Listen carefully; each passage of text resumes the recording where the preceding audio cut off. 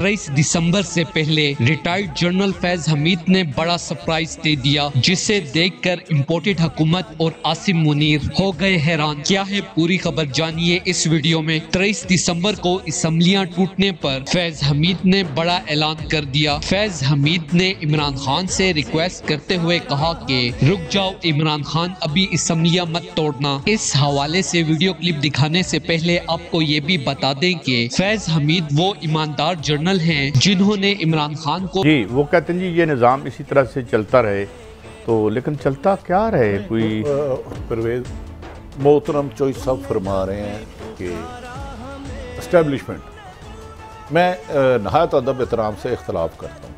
एक तो इस्टेब्लिशमेंट कभी एमरजेंसी नहीं लगाती, एक तरफ KP के दोबारा दहशतगर्दगी लपेट में आ चुका है।